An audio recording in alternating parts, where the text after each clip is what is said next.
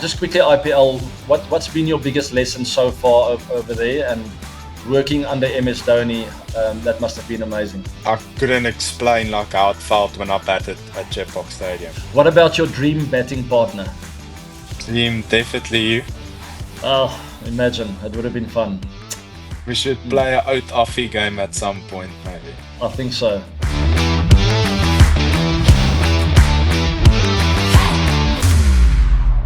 We've got one of the brightest future stars, not only for South African cricket, but all kinds of leagues around the world, Mr. Dewald Brevis. Devi, thanks for joining us.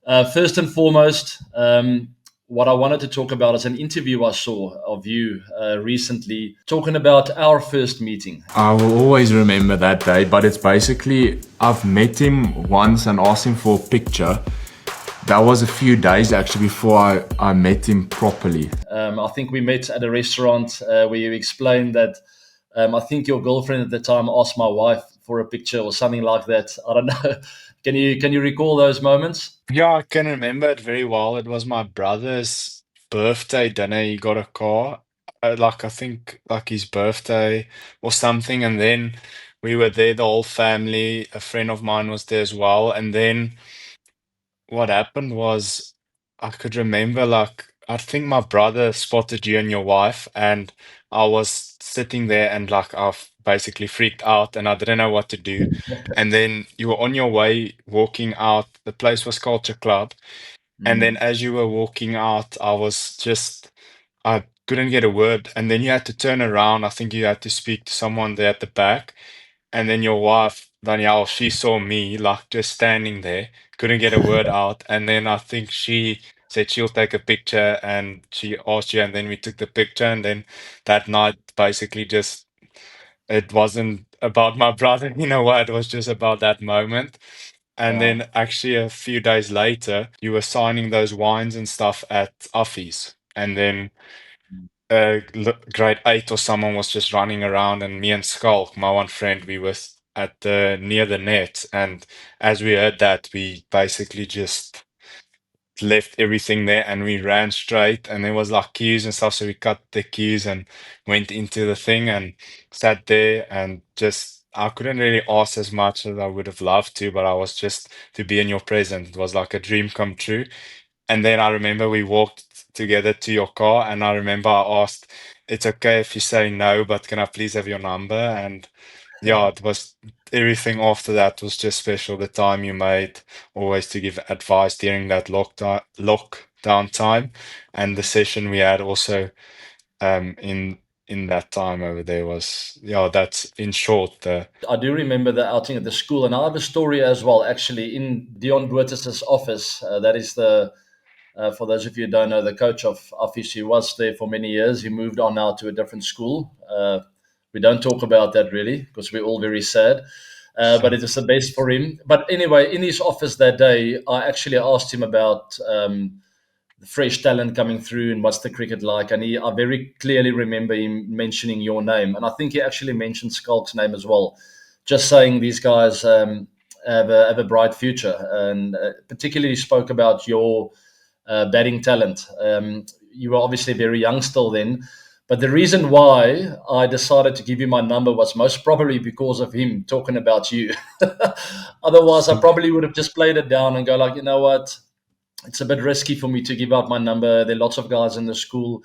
But because of Dion's words, I felt comfortable sharing my number with you, knowing that you are obviously a talented player, but he also mentioned that you're a good guy and sort of can be trusted in a way, you know. But absolutely crazy. Not many years later, here we are talking on the 360 show. You scoring your first T20 in Australia the other day. Congrats, by the way. It was incredible to watch. thanks. Um, but just going back, the nickname Baby Aby, I think it irritates you more than anyone else out there, and rightfully so. I think it's great that there are comparisons between us two.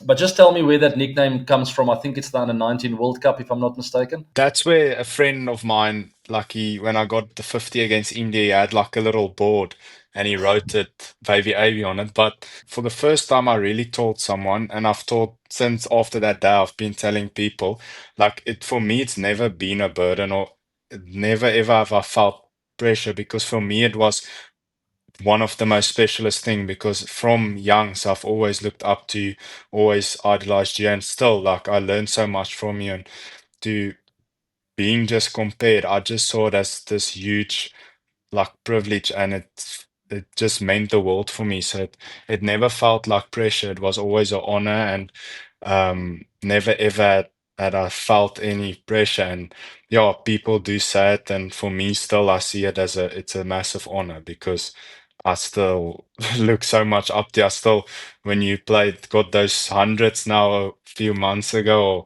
few works, like I still like it's just incredible.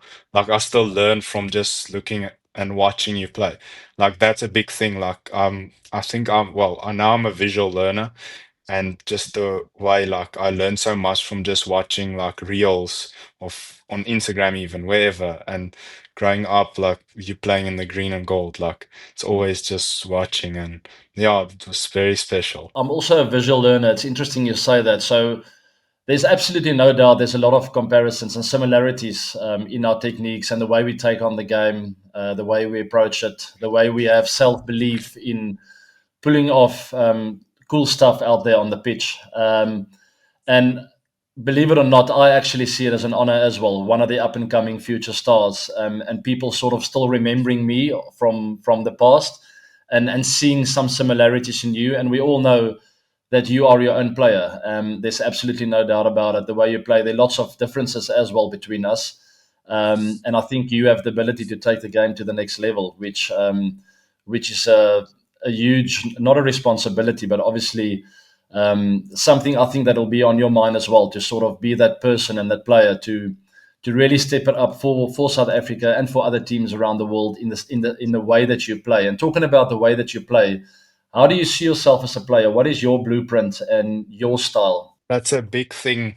You know a lot about my last journey and like the two SA20s before this and a few things. So we had a few always chats like when I visited your place and it was tough, but I always like believed and I knew that God had a plan for me and like just always when I was thinking now, but before the show actually I was just thinking a bit about a few things and I think a big thing for me was like whenever we had chats or things like I always knew and you always felt like I always knew I had your backing and it's never like your honest opinion was always what I needed, but also like you just know like you still had that belief in me in a way, and everyone that's in my inner circle basically. But it was the 28th of December, or actually a bit before that, and then like I had to make a tough decision when I wasn't picked up for the IPL auction. That was a tough moment for me in my life, but I had to reflect and I had to think and I just decided like whatever I'm gonna do now, this is for my cricket. I'm gonna sacrifice and I'm gonna basically if it's tough, if I don't play IPL next year, if I don't play leagues, if I don't do this, I'm gonna look to play red ball cricket. And we did speak about it. And you know about other decisions, even before I didn't get picked up at IPL. Like we you know about everything. And then like things just happened quicker, but the 28th of December, I had like this desire, I need to go and see him near Dewald Brevis. Same guy, like it's amazing like what he's done for me. And the time I spent with him there, I basically did everything from the start. In a way, fell in love with doing that, hitting balls off the ground, hitting balls through through stumps. I literally had blisters, like my hands were bleeding and before I say 20, and then it was just like I had great time with his family. I just enjoyed every moment. And I also spent time with Dawn and with Cheryl, who helps me a lot. And she does iGym stuff. So then, like, those people, and you were obviously a part of it. Like, I always tell people, is like two me's like, this is me, like, over analyzing, like, trying to figure out the game, trying to be clever and everything. And here's like the natural way of playing And the natural way is me enjoying it, having fun, playing with a smile. And that's how I always played, even when I got onto the scene. But then it was almost like things happened quickly and it was nice. And then like that middle phase that was tough. Like everyone always wanted to help, and I did listen to everyone because everyone just wanted to help, and I wanted to find consistency. That was a big thing. Like everyone, like when is he gonna like find that consistent thing he needs to? And like there was pressure. That's the reality. And then when I was in that phase, I just went away completely from the regional Dewald, and then as I basically I had to do that. I had to bump my head. Otherwise, I wouldn't have really know this now. But then, like those basically four people, like five people, like we, and obviously my family, I made a commitment that day that whatever I'm gonna do, I'm gonna be on this side of it. And I haven't, since that day, I haven't done any analyzing on any bowler.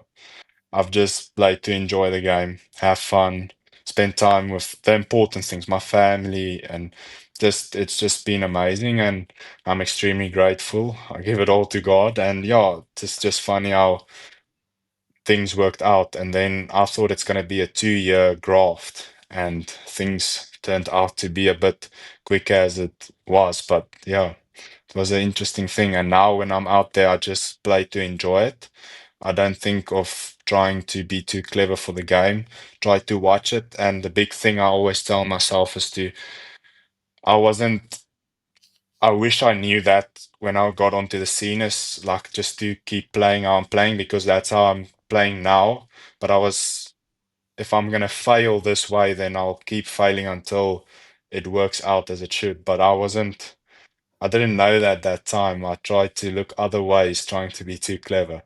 So now, whatever happens, like I'm gonna play how I am, and I know it's gonna at some point, well, whatever happens, happens, but I just want to enjoy it. That's such a good answer because I had once again a very similar experience where I almost had to let go of all the information that was coming my way. When I was 20 years old, got thrown into the deep end a bit in the Proteas setup, opening the batting.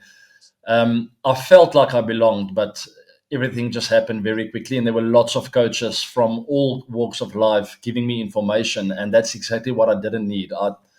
What I needed was to sort of just believe in my ability and to sort of learn while going through the process. And I think you're in a similar position where that was probably your best move ever is to sort of just go back to your roots and remember why you love the game. What makes you great is you've got a great work ethic, you have a natural talent, and no one is ever going to take that away from you. There's no need to overanalyze. Take in some information, know you can trust, and I think you've done a stellar job of that. And so far, seeing really good rewards and hopefully onwards and upwards. Let's just quickly move to the SA20 Brevi. If I'm not mistaken, you are in the auction this year. Yes. Are the franchises not learning their lessons? What's happening? Yeah, I think it was obviously a tough decision to say I'm gonna go into the auction. I had a, I had to think a lot about it, pray a lot about it. There's always a reason behind it, but I think I'll end up at the right team where that's meant for me to be. And yeah, I had an amazing time in India this year with Chennai. And yeah, wherever I end up, I know it will be the right place. Yeah, I agree. It was. I know you went through a very tough patch there with the IPL not being picked up. It was very disappointing. I remember we spoke in length about it. I was even in touch with some of the franchises. You remember the whole story. Um, and then I think it worked out really well. I actually tweeted about it not long ago when you scored that 100. I thought it's time to sort of just let the world know what I think about the whole IPL auction that took place. And obviously, some of the teams will be licking their wounds, feeling like they missed out. But ultimately, CSK looked after you really well, was happy to sort of meet you halfway and give you the opportunities that you deserve. And I think you had a great start in the IPL. Just quickly, IPL, what's been your biggest lesson so far over there? And working under MS Dhoni, that must have been amazing. I'll always remember, like whenever I tell people it was amazing. I had amazing times. My 4 years, yeah, it's 4 years so far. It was incredible, and I had to go. through all of the journey. Like it's been beautiful, and like the one thing I can just say from MS is like his humbleness and who he is as a person. Like that stood out for me. How he is basically off the field, the time he has for players, for people. You his room doors is always open. If he's sleeping, that's the only time it's closed. And I found myself a few times in his room, just sitting there with whatever he's busy, like chatting to him about his hobbies, watching cricket. And yeah, that's just amazing. And just to see how what he does like off the field, and like everyone knows what he does on the field and at training. And yeah, it's very special. I enjoyed my time there. Flem, all the coaches, Hasi, Eric, everyone was really amazing how they took me in, and their backing was amazing. To just walk in and to almost like settle in first, didn't play the first game, but I knew the plans that they've got for me.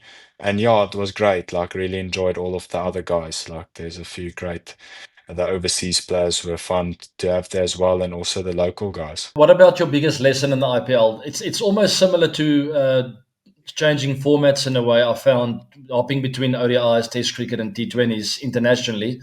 Going to the IPL also comes with a whole bag of different problems, where you have to think on your feet, adapt. There's lots of traveling between grounds, lots of team meetings, lots of appearances. What's been your biggest learning there to succeed in the IPL, and what kind of advice would you give someone who plays there for his first year? I think a big thing for me was at the start, my first year, I was young, and I always felt like I need to find my feet at first. And I was like, okay, my family, everyone, they need to just wait before they visit. Like, I don't want to be like the guy that's there and then the family is there and he's not. So I wanted to almost like show I'm grown up, I can do my own things and figure it out.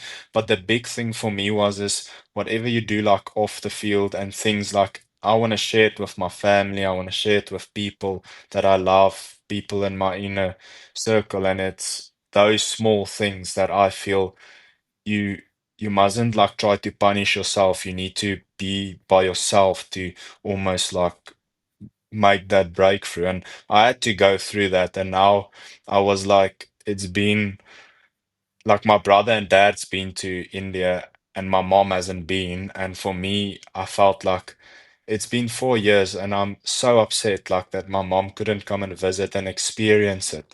Like the crazy love for cricket there, the stadiums and all those things. And that was something that really shook me. And I realized like those are important things. And also like when it comes to just playing, it is like, and that's advice that you gave me, and it's a big thing and you actually can't control it, but your first game is quite important. And if you can start well, and I know your stats says it also, your first game, but that's in SA20, like I really focused on that, and or not focus, it just happened, but you always want to. And also like that first game, if you almost get it get it started in that game, that was nice. And but everything just stayed the same, to enjoy it, to watch the ball, to not basically it is the biggest league and the best one. So there is a lot of much more expectation, but because of that, I just told myself I'm not going to change anything. I'm just going to keep doing what I've been doing in SA20 domestic cricket, wherever I was, just to go out there, enjoy it, watch it, and have fun. Last question on the IPL. What is your favorite city in India? I couldn't explain like how it felt when I batted at Chepauk Stadium. It was incredible, like my second entry especially. I haven't been to Dharamshala in India. I think that's beautiful. But obviously I'm playing for Chennai, so Chennai is a special place. There's a beach as well. I need to try and surf next year there. It's way too hot. You can't go to the beach there. You won't make it.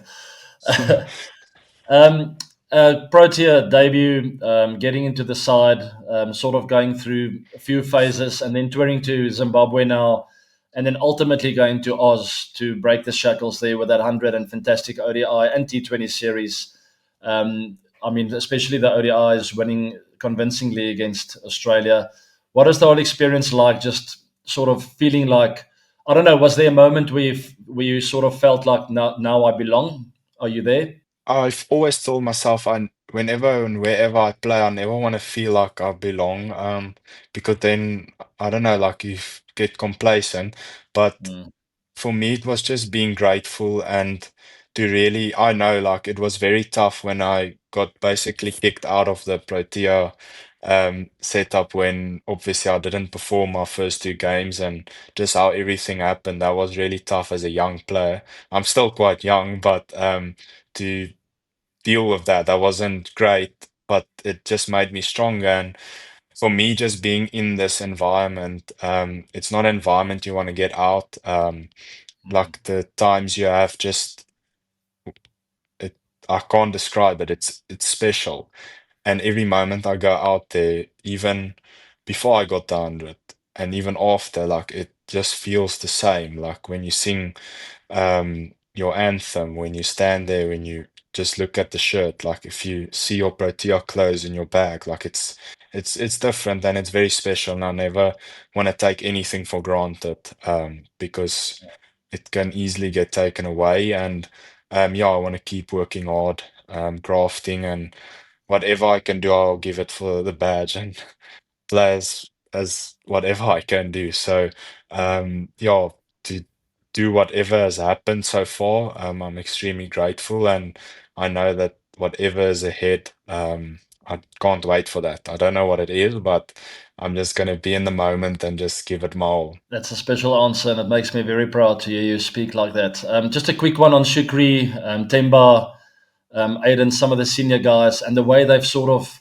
I think, in a way, performed against the odds over the last while and bringing back memories of past successes. I think about 10, 15 years ago, we had a very successful stint for the Proteas, went a bit quiet, and a lot of people were calling out for South Africa not to perform at all over the last few years. And somehow, through incredible resilience, I would say, character, we are knocking on the door of winning trophies, left, right, and centre. Obviously, the World Test Championship we did, we made some World Cup finals, and it just seems like South Africa is on the verge of breaking a lot of shackles. What would you give that up to? Is it the leadership?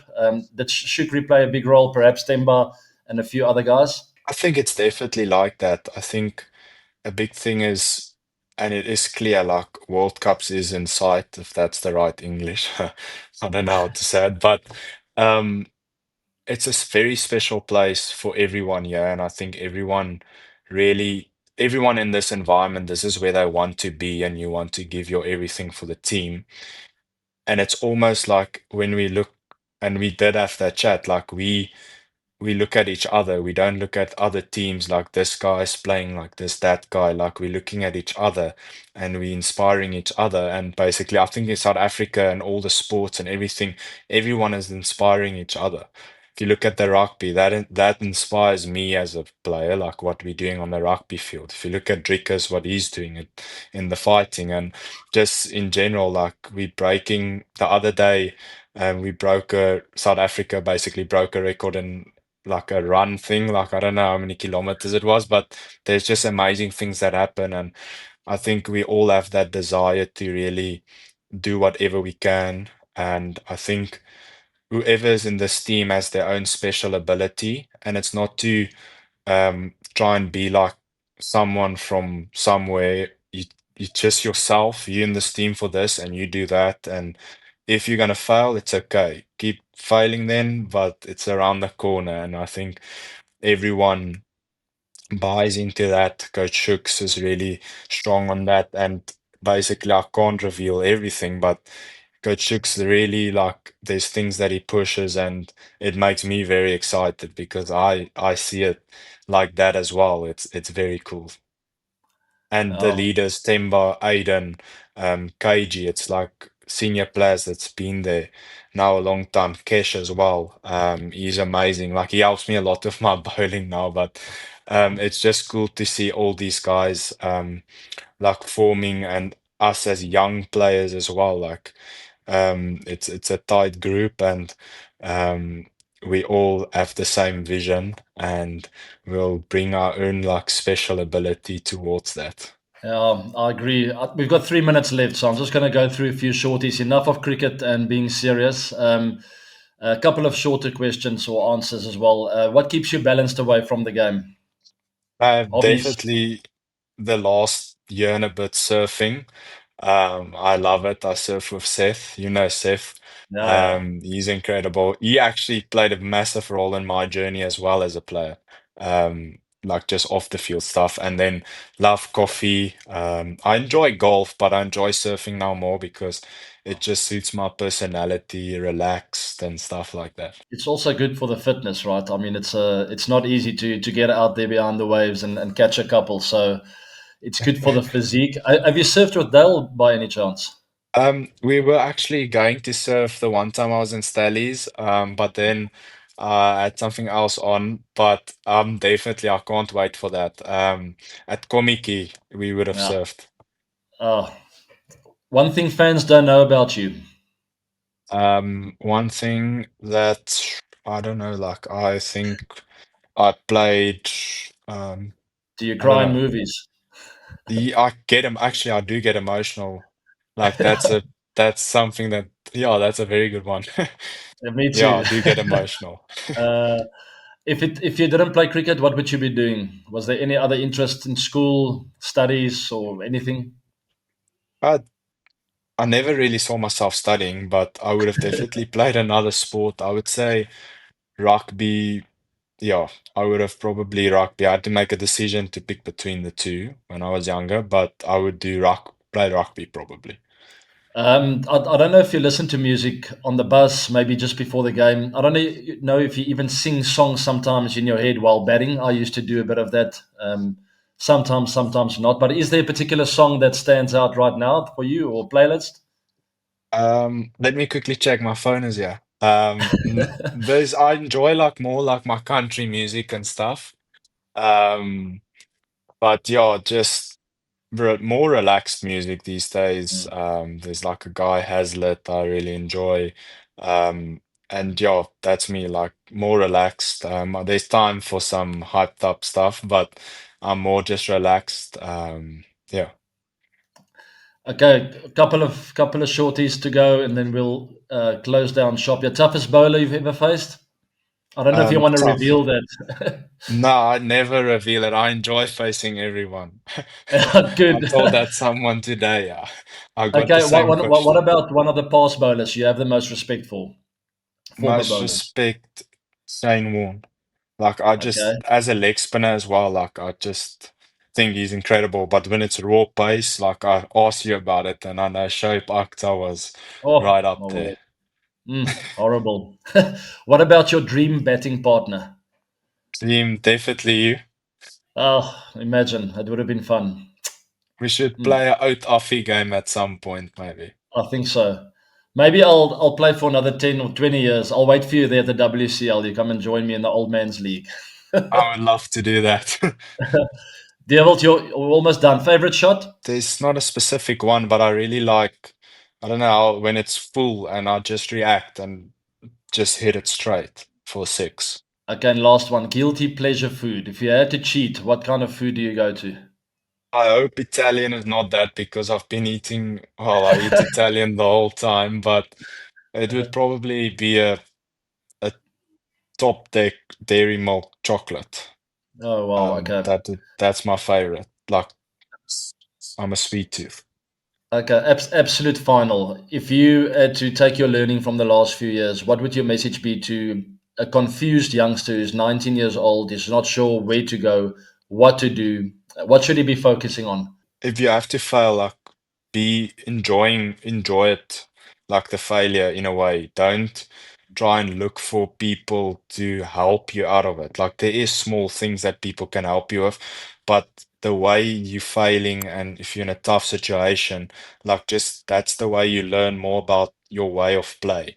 And everyone is unique in their way. And I would have loved to do that, but I wouldn't have taken away the failure because then I wouldn't have been where I was now. So, Mm. yeah, just be patient. I think patience is key in everything in life. and yeah, make sure you enjoy the journey, and yeah, be happy or be okay with failure, because failure forms who you're going to become and how you're going to play. I always refer to it as finding your authentic self, and it was an old golf movie where I found those words. I think Will Smith played in the movie, if I'm not mistaken, but he spoke about finding your authentic swing.